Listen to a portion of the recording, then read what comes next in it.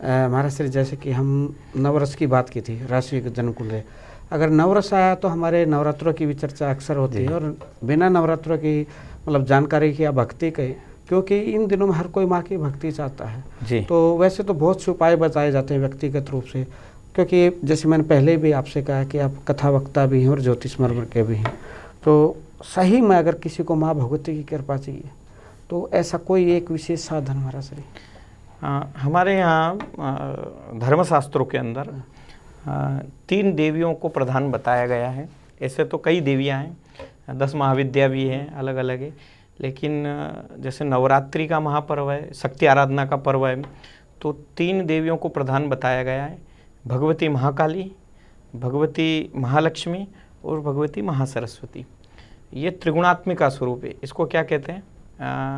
त्रिगुणात्मक, मतलब ये 3 गुण इसके अंदर, इन 3 गुणों का हमारे यहाँ साधना होती है, और उसी का फल साधना के अनुसार जो साधक होता है उसको उसका फल प्राप्त होता है।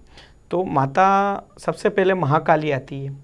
तो महाकाली हमारे जो ऊपर अदृश्य जो नेगेटिव ऊर्जा है, क्योंकि स्वाभाविक तौर पे हम कहीं जाते हैं, क्या करते हैं क्या नहीं करते हैं, तो नेगेटिव ऊर्जाओं को वर्ष भर के लिए वो जितनी आती है, अगर हम साधना करते हैं तो उन नेगेटिव ऊर्जाओं को वो समाप्त करने का काम करती है भगवती महाकाली।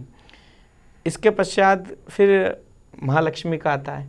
तो महालक्ष्मी हमें धन प्राप्त कराने का कार्य करती है, कि हमारे धन मार्ग में कोई बाधाएं उत्पन्न हो रही हो तो धन भी शुद्ध अंतःकरण से जो अपनी मेहनत का बताया है शास्त्रों में, तो वो कहीं ना कहीं हमारे धनागमन के लिए सुगम कार्य करती है।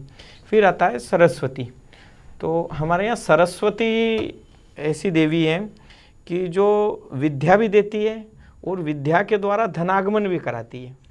ये बहुत बड़ी बात है। अक्सर मतलब कहते हैं माता विद्या की देवी सरस्वती, लेकिन आपने कहा है धन आगमन माता से ही होता है सरस्वती। अब सरस्वती का क्या है कि सरस्वती की आराधना करने वाले को नेगेटिव ऊर्जा से भी मुक्ति मिलती है, लक्ष्मी की प्राप्ति भी होती है, और सरस्वती स्वयं विद्या की देवी भी है, तो वो कहीं ना कहीं विद्या प्राप्त भी कराती है। तो ये सारी चीज़ें तीनों देवियों की आराधना त्रिगुणात्मक है। जैसे हमारे यहाँ दुर्गा सप्तशती बताया है जी।